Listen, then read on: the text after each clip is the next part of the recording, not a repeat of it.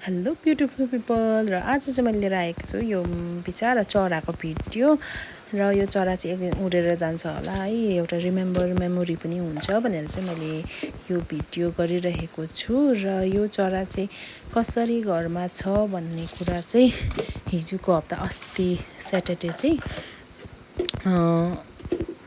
ठुलो पानी परेको थियो हैन। अन्त त्यो स्याटरडे बेलुका पानी परेकोले गर्दा चाहिँ यो चाहिँ रुखबाट चाहिँ झरेछ हो, गोरुबाट चाहिँ झरेको रहेछ। अनि हामीले चाहिँ घरमा लिएर यसरी मासुहरू टुक्राएर दिँदैछौँ। मासु यसरी बट्टामा सानो सानो पारेर पिस पारेर चाहिँ यसरी मासु फटेङ्ग्राहरू किराहरू खोज्दै यसलाई चाहिँ दिने गरेको छ। र यो चाहिँ फर्स्टमा चाहिँ मैले भिडियो बनाउन सकिनँ किनभने चाहिँ अब सानो नानी नै थियो र म पनि बिजी थिएँ है ड्युटीले गर्दा र बिहान बेलुका भने आफ्नै कामले गर्दा हो।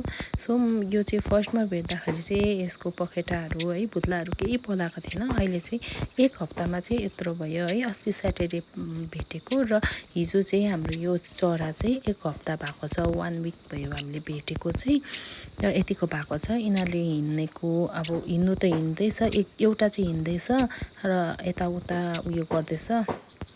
यसको पुत्लाहरू चाहिँ सबै पलाइसक्यो जस्तो लाग्यो र कुन चरा हो त्यो पनि थाहा छैन हो।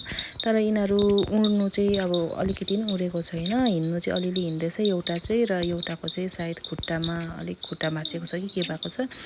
त्यो चाहिँ एउटा चाहिँ हिँडेको छैन र एउटा चाहिँ हिँड्दैछ र कुन दिनदेखि उड्नु थाल्छ है त्यो थाहा छैन, कुन दिन घर छोडेर जान्छ है त्यो थाहा छैन।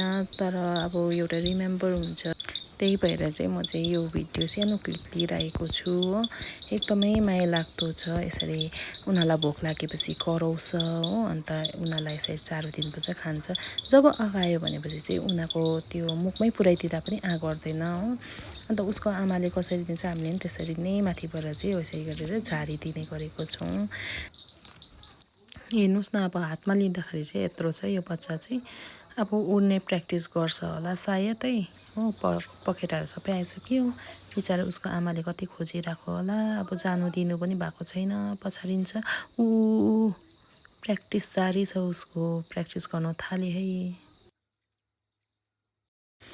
र यो चरा के को बच्चा हो है त हजुरहरूलाई थाहा छ भने भन्नुहोस् ल। म त किनभने थाहा पनि छैन हो यो चराको नाम के हो, के देखेको पनि छुइनँ कस्तो यस्तो खालके चरा हो।